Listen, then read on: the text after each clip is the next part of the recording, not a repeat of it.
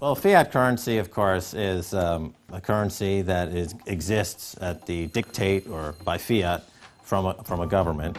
You see, they have their printing presses, and the paper money rolls off the printing presses. And then they give it the fiat designation, which makes the currency official. It's just worthless paper. But when Ben Bernanke gives it the special sign, and they have the cult meeting at the Federal Open Market Committee meetings, it suddenly becomes currency. If you look at what's really going on, it's a con game. And so there's confidence. Well, the Federal Reserve is very forthright about what they're doing. If you read their websites, they'll tell you it's a confidence game.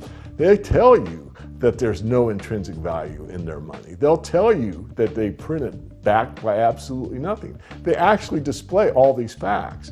But if you tell somebody in the public that this stuff is created out of thin air, there's no backing whatsoever, it's absolutely worthless, it's about as valuable as monopoly money, they'll look at you like you're nuts. Is there an example throughout history of a fiat currency, a piece of paper that's unbacked by anything, surviving? Short answer, no.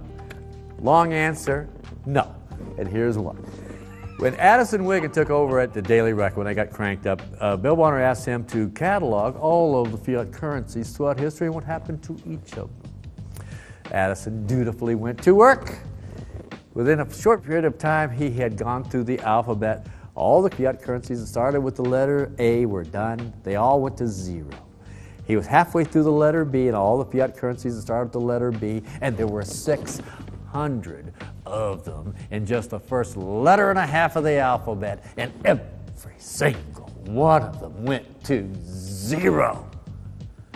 Every one. 600 fiat currencies that start with the letter A, and half of the ones that start with the letter B are 600 of these things.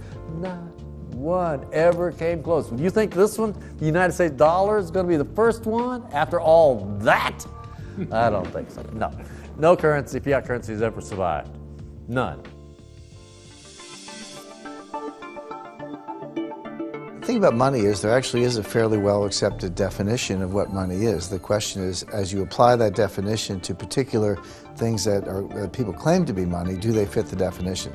We'll just take the paper dollar, for example. How well does it perform those functions? Well, store of value. The dollar has lost 95% of its purchasing power since the creation of the Federal Reserve in 1913. So not very good as a store of value.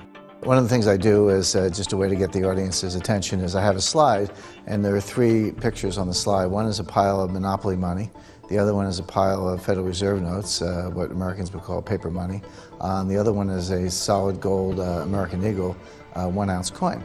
And the title of the slide is, which of these is not like the other? And if you know the show Sesame Street, or you have children who watch it, it's one of the favorite vignettes in Sesame Street. And what it really is a kind of IQ test for 5-year-olds. They're supposed to look at the three things and look at characteristics and find the one that's not like the other. Well, I've shown this slide to groups of Ivy League University professors, and I've also shown it to children, kind of 5 years old, my nieces and nephews and so forth. And when the professors look at it, they say, well, clearly the dollars are not like the others, because gold has no role as money, and monopoly money is junk, and the American dollar is a store of value, so that's not like the other. But the children look at it and they say, well, the gold coin is not like the other, because the other two are just piles of paper, and the gold coin is clearly something different. So my question to the audience is, who's smarter, a 5-year-old or an Ivy League professor? Before World War I, each note that a Treasury issued would say that there have been deposited with the United States Treasury $20 in gold coin payable to the bearer upon demand. The money was in the vault. The currency was a note they gave you that was a claim check, only a claim check on the money, the same as if you go to the dry cleaners and you give them your shirt and they give you a claim check for your shirt. The value is that shirt at the dry cleaners, not the piece of paper that says that you own that shirt. So our currency that circulated was the paper US dollars, and they were claim checks on money. The next hidden secret is the difference between currency and money. Money must be a store of value and maintain its purchasing power over long periods of time.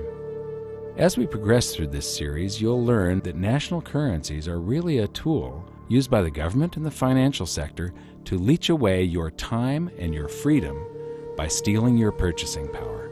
So rather than storing your economic energy, currencies leak. Now compare that to the gold and silver the Egyptians were using. Like I started with, it still wasn't money because it wasn't interchangeable yet. But they were on the right track, as gold and silver have proven over thousands of years to be the ultimate store of value. Gold is only formed when a star explodes, a supernova, and it stays around forever. This is one of the properties that make it the ultimate money.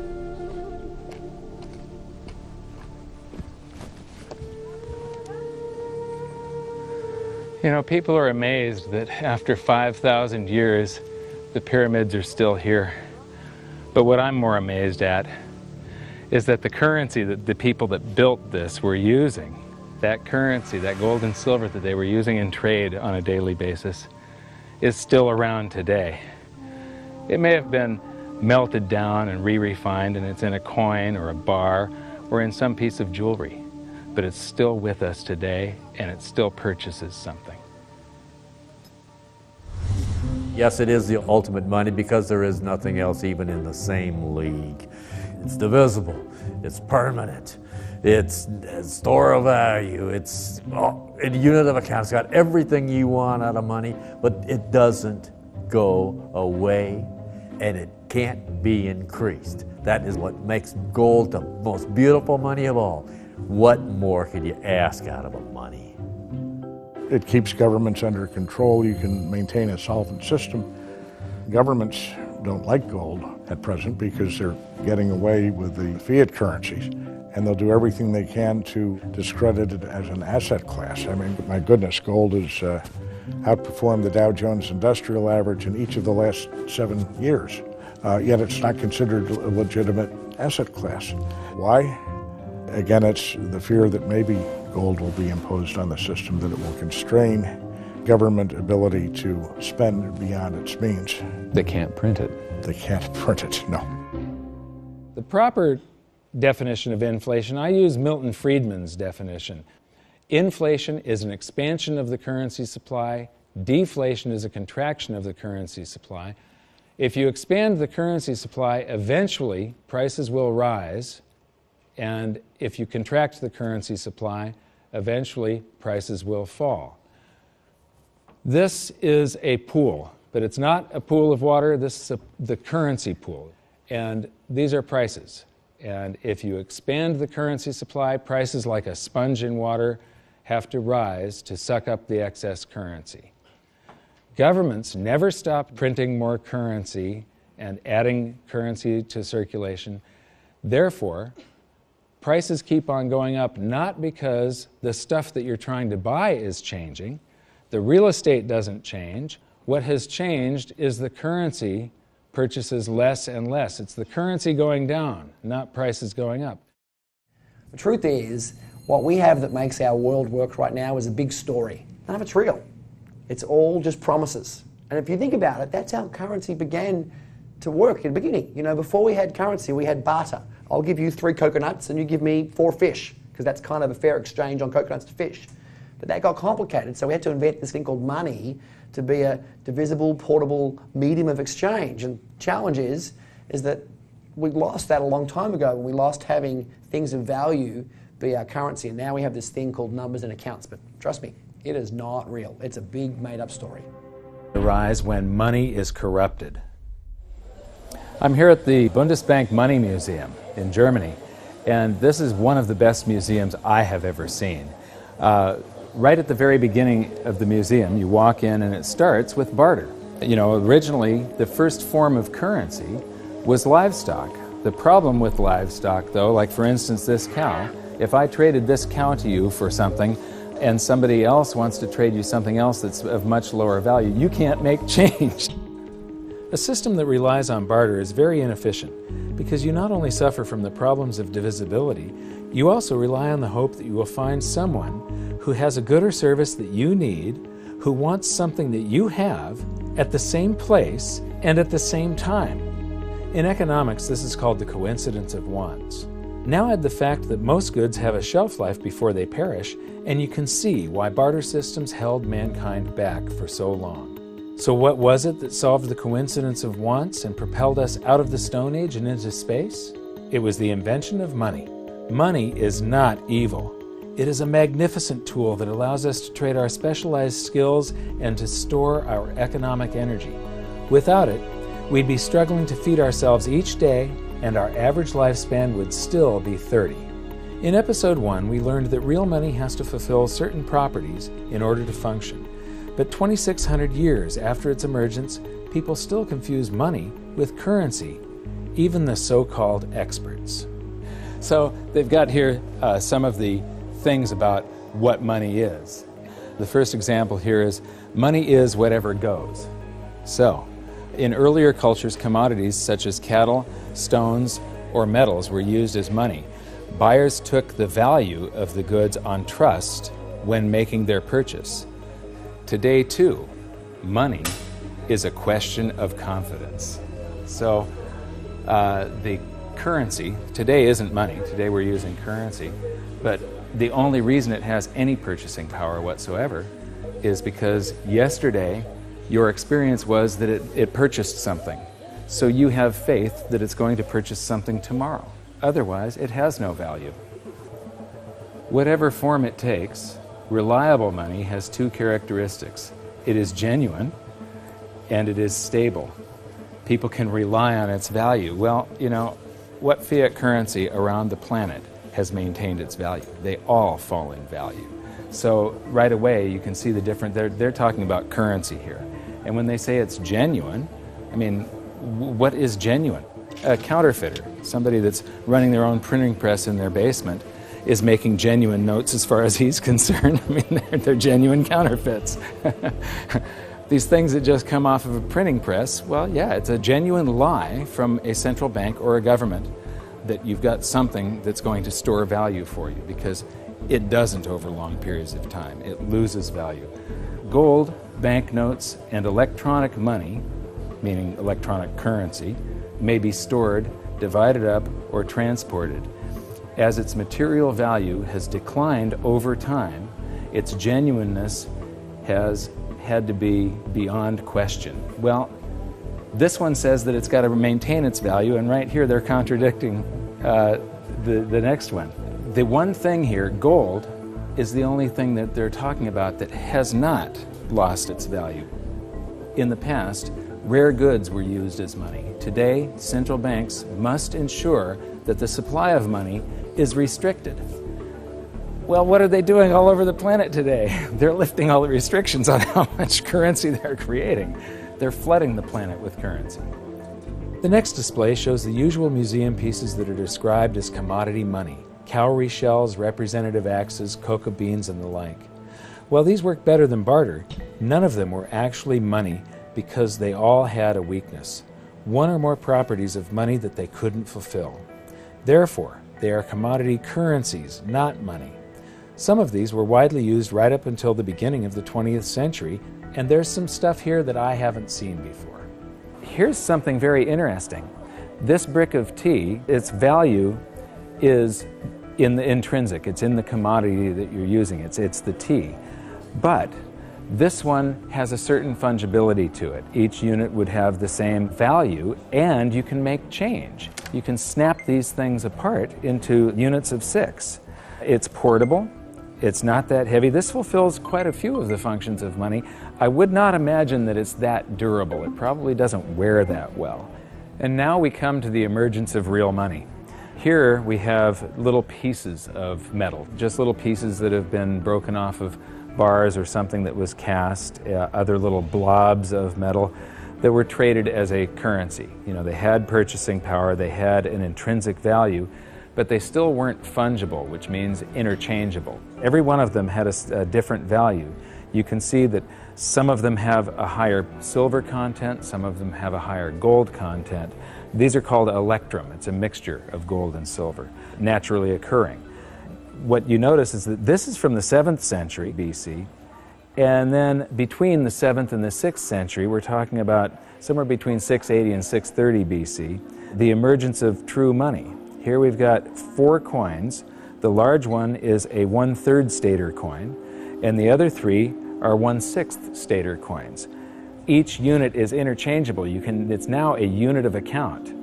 You can take so many of these in trade for so many of loaves of bread, and you don't have to break out your little scale and weigh them any longer. With the little chunks of metal, you had to weigh every transaction that was going on. You had to weigh whatever your payment was and then take a guess as to what the purity was. Here you have some standards that were set by mints and guaranteed by those mints.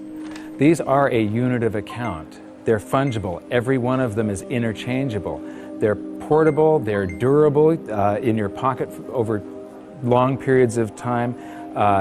They're divisible. You can make change. You can see there's a 1/3 stater and 1/6 staters. And they're a store of value over long periods of time. These still have purchasing power today, 2,600 years after they were made. Another thing that I find really interesting is between maybe 680 BC and 300 BC, cultures all around the world, they all gravitated toward gold and silver coinage as money. The entire world sort of decided all together that gold and silver were money. Why? Because the free markets keep on selecting gold and silver as money because of the properties that it has. So, now we get to the room of real money. This is a vault door, and this is where they've got all the great examples of the real gold and silver coins. So come on in and join me. So here we get to the first, this is gold and silver, what they're using to make money, and here we have some very early representations of gold and silver coins. And I love these displays. They start with coins in Lydia, so these coins go back to the very first minting of true coinage.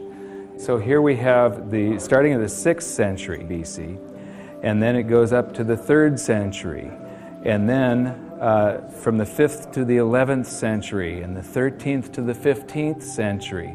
And these displays just go on with the history of real money, gold and silver. Here is 17th and 18th century. Here we come to the 19th century, and now we're all the way up to the 20th century here. And here we come to our first example of government-issued fiat currency. This is from China. This is from 1375. And what's interesting is I have a chart that compares the value of the paper currency in China compared to silver. And there was a hyperinflation of this currency. It wasn't backed by anything. It wasn't backed by taxes. It wasn't backed by anything in the treasury. They could just print this. And so this went into a hyperinflation because the government was just running its budget by just doing deficit spending by printing. And then I'm going to skip to some of the colonial currency. This is the United States, and each one of these currencies is printed by a different state. We've got Maryland, South Carolina, North Carolina, Connecticut, New York. This one here is particularly interesting. It's printed in the 14th year of the reign of King George III. It's dated March 25th, 1776. So this is just a few months before the Declaration of Independence. It says, "'Tis death to counterfeit." But this was printed just before we started coming out with the continental dollar, which went into a hyperinflation because of pure deficit spending on the Revolutionary War. And so this is the wall where real money gets corrupted. This is where it all turns to paper, which sometimes is backed by something, but it can be a lie. They can print more than they have of the stuff to back it. Gold and silver have been the predominant currencies for about 5,000 years, but it wasn't until somewhere between 680 BC and 630 BC that they became money.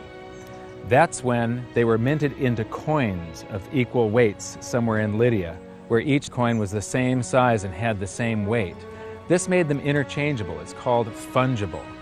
At that point, they became useful as a unit of account, a measurement.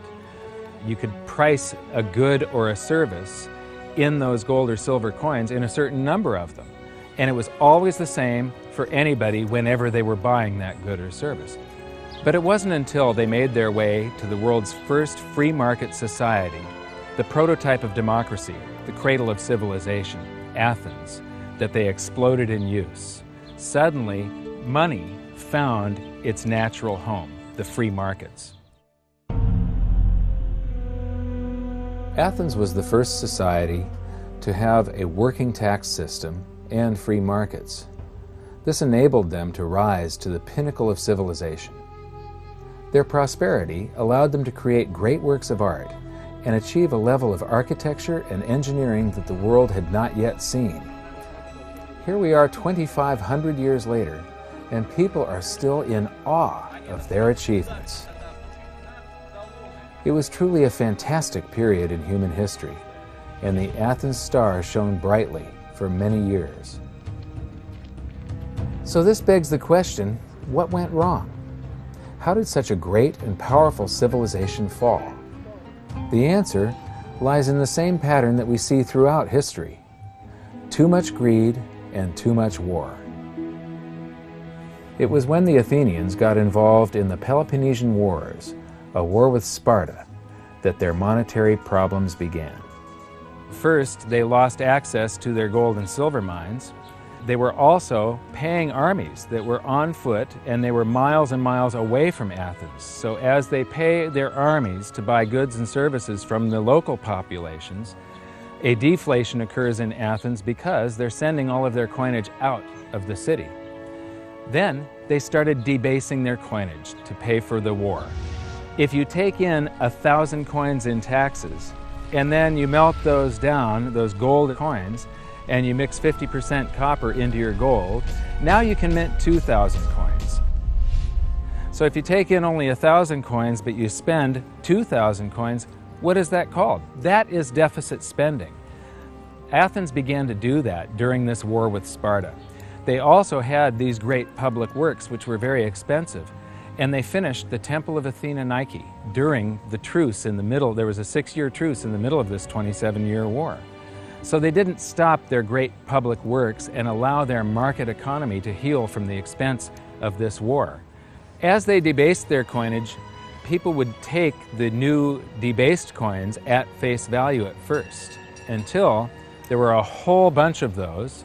And there's something called Gresham's Law, where people tend to save to keep the thing that's rare, and they spend the thing that's common into circulation first. So all of the gold and silver coins started to disappear from circulation and become quite rare, and it was just these copper coins. Suddenly, it took a whole bunch of copper coins to buy a gold or silver coin, one of those old gold or silver coins.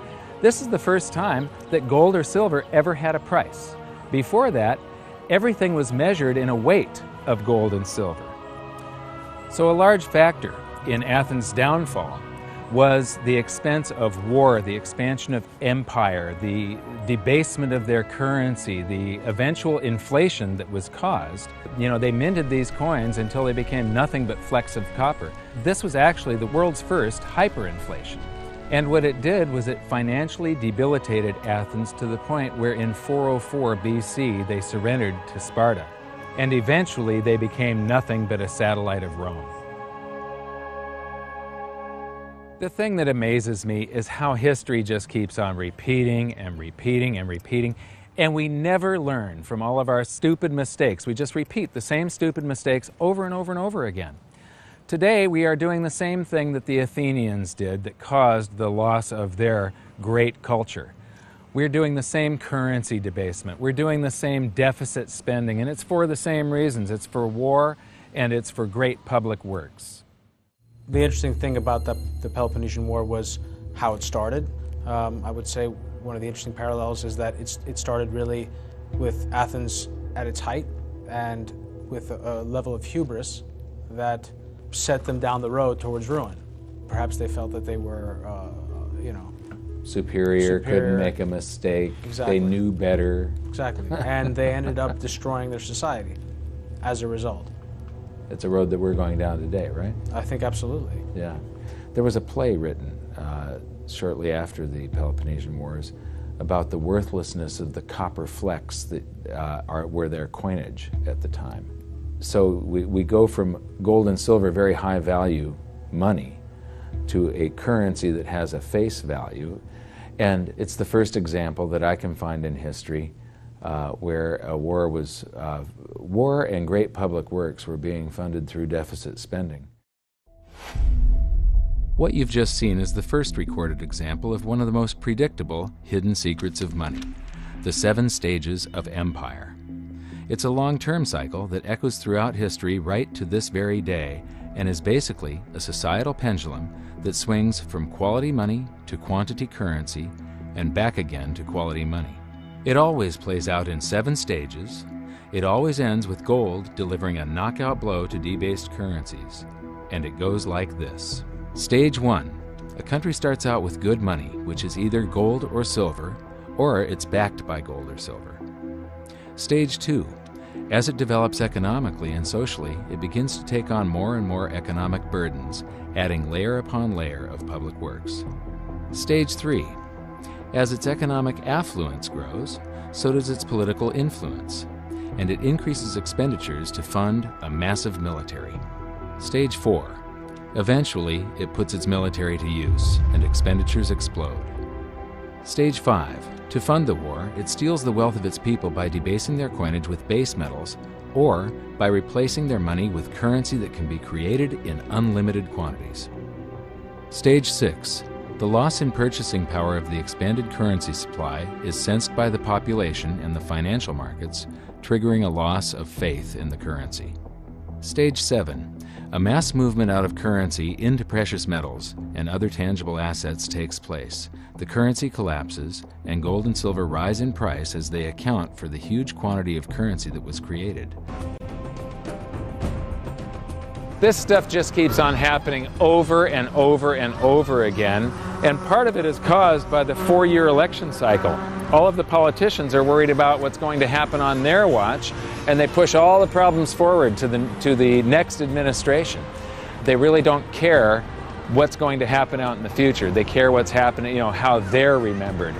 So I'm expecting this to happen in the United States sometime. Right now I'm expecting a deflation, but when we get to big inflation or hyperinflation, you can pretty much count on the fact that they're going to make the same stupid mistakes because politicians do not read monetary history.